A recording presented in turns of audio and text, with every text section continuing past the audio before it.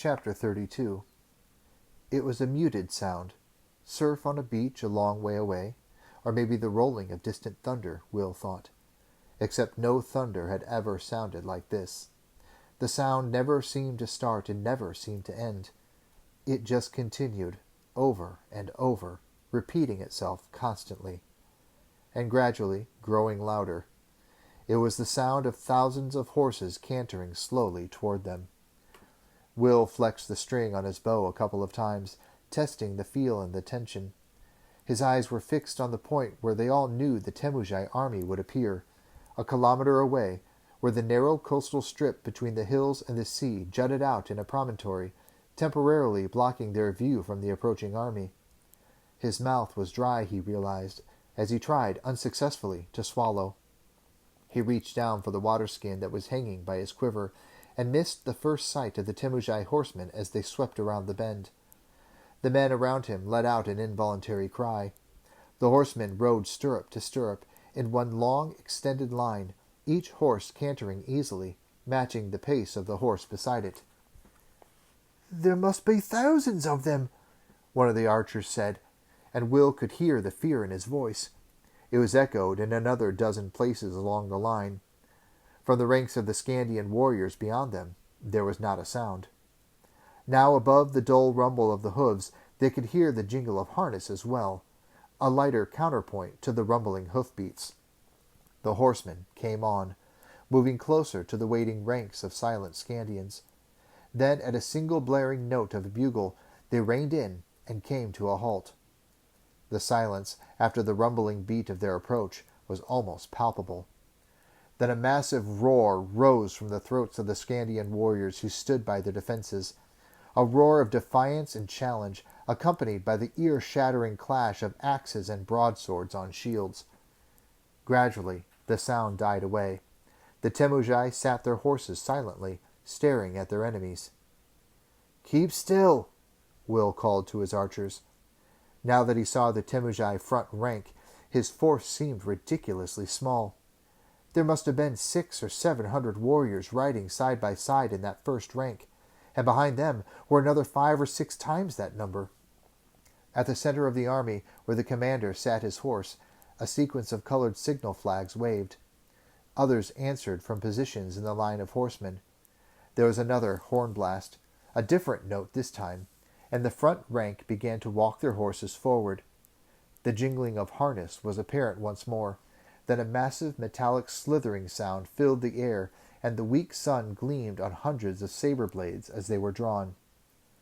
"They're going to fight close in," Horace said softly beside him. Will nodded. "Remember what Holt told us? Their first move will be a feint, an attack, and then a false withdrawal to draw the Skandians out from behind their breastworks. They won't commit to the real attack until they have the Skandians out in pursuit."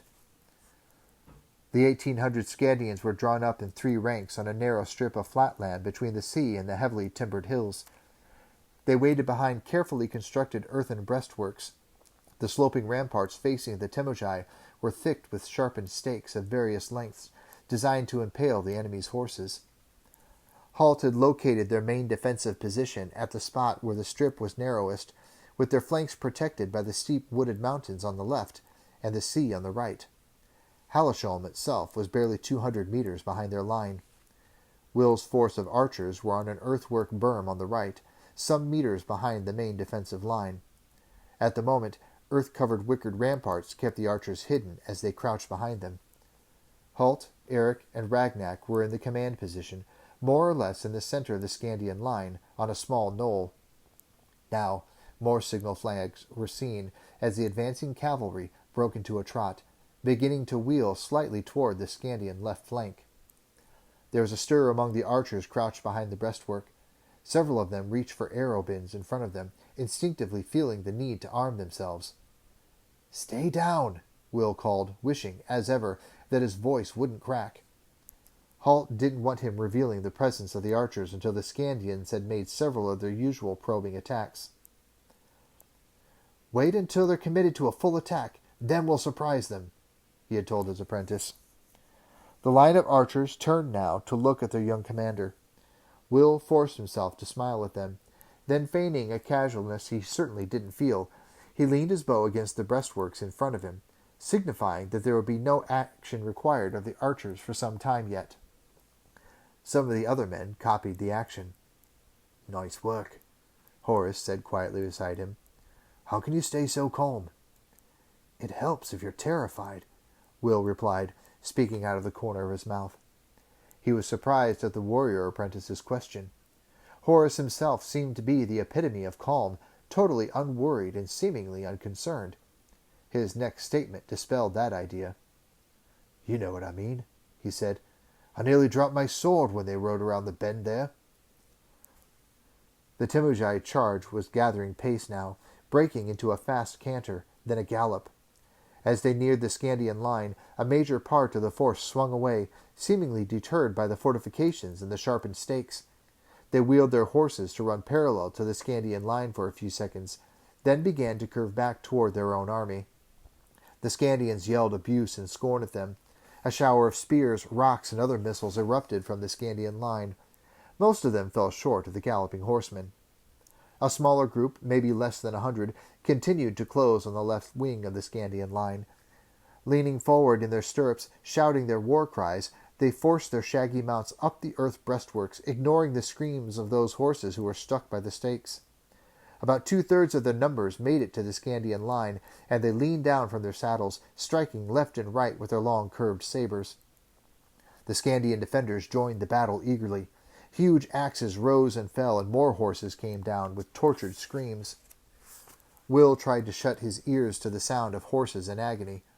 The small, shaggy Temujai mounts were nearly identical to Tug and Abelard, and it was all too easy to imagine his own horse bleeding and terrified, just as the Temujai horses were. Obviously, the Temujai thought of their horses as a means to an end, and had little affection for them. The seething battle occupied one corner of the Skandian line. For some minutes there seemed to be no clear picture of what was happening. Then gradually, with cries of panic, the Temujai began to give ground, backing down the sloped earthworks, wheeling their horses and moving away, and letting the Skandians come after them with increasing eagerness. Yet to the more distant observers, it was obvious that the retreating enemy wasn't moving as fast as they might. Even those still mounted made no real effort to gallop clear.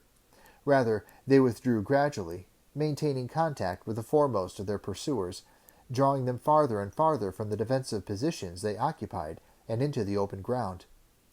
"Look," said Horace suddenly, pointing with his sword. In response to more flag signals, and unseen by the defenders on the left flank, several hundred riders from the original Temujai charge had now completed a full circle and were wheeling back to the aid of their embattled companions. "Just as Holt said they would," Horace muttered, and Will nodded wordlessly. In the command post near the center of the Skandian line, Eric was saying much the same thing. "Here they come, Holt, just as you said," he muttered. Ragnak, standing beside him, peered anxiously over the breastworks at his exposed men. Nearly 100 Skandians had streamed out of the defenses now, and were engaged with the Temujai. "You called it correctly, Ranger," he agreed. From this remote position, he could see the trap about to be sprung. He had taken his normal place at the thick of the fighting.